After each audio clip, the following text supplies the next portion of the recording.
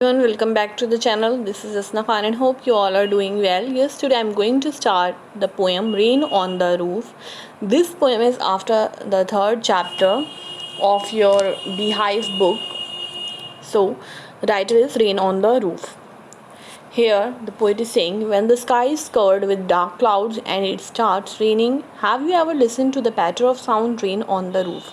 कह रहे हैं जब पूरा आसमान काले बादलों से कवर हो जाता है, घिर जाता है और जब बारिश स्टार्ट होती है, शुरू होती है, तो कभी भी आपने वो आवाज़ सुनी है रेन की पैटर होने की यानी जब वो किसी रूफ़ के ऊपर, किसी टीन के ऊपर, किसी खपरेल के ऊपर या किसी भी शेडेड चीज़ के ऊपर जब बारिश गिरती है तो आपने वो आवाज़ सुनी है क्या? और मेरे ख्याल से हम सब ने सुनी है वो आवाज़. What thoughts flashed through your mind as you heard this melody of nature? क्या ख़याल आपके दिमाग में आते हैं जब कि आप जो नेचर है, प्रकृति है, इसकी जो मेलोडी है, इसको सुनते हैं आप, म्यूज़िक को. Read the poem to find out what the poet dreamed of while listening to the rain. तो पोएम पढ़ते हैं और जानते हैं कि पोएट को कैसा फील होता है जब वो इस रेन की साउंड को सुनता है. Now here, when the humid shadow hover over all the starry spheres and the melancholy darkness gently weeps in rainy tears, what a bliss to press the pillow of a cottage chamber bed and lie listening to the patter of the soft rain overhead. Now here, the poet is saying, जब जो humid shadow, वही काले बादल आसमान में आ जाते हैं, हर चीज़ के ऊपर छा जाते हैं वो काले बादल, तो एक मेलनकली डार्कनेस जो है, मेलनकली डार्कनेस का मतलब होता है बच्चों दुख वाली फीलिंग. इंसान जो होता है दुखी हो जाता है एकदम से, बेचैनी, उसकी पुरानी जो भी यादें वगैरह होती हैं ऐसा सोचने लगना और दुख वाली फील आना. ठीक है, तो ऐसा लगता है कि बिल्कुल सब जगह जो है बस उदासी छाई है और वो उदासी जो है वो किसी के, जो ये रेन है वो किसी के आंसू हैं और वो बह रहे हैं बारिश की फॉर्म में.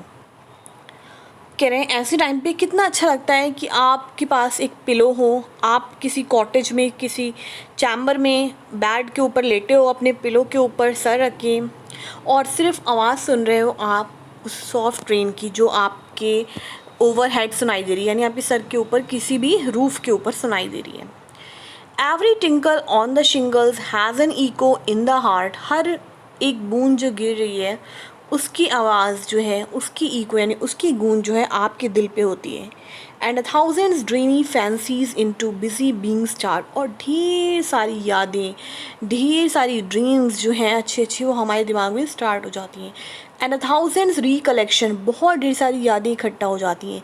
Weave their air thread into woof. और आपका जो मतलब कहते नहीं है एयर थॉट, यानी जो थॉट्स हैं उनकी कोई भी मतलब सीमा नहीं है, आप कुछ भी सोचने लगते हो. ठीक है, आप हवा में थॉट्स जो है वो बुनने लगते हो, वीव करने लगते हो. As I listen to the patter of the rain upon the roof. जब भी, ये कौन कह रहा है कि मैं ऐसी बातें बुनने लगता हूँ, सोचने लगता हूँ?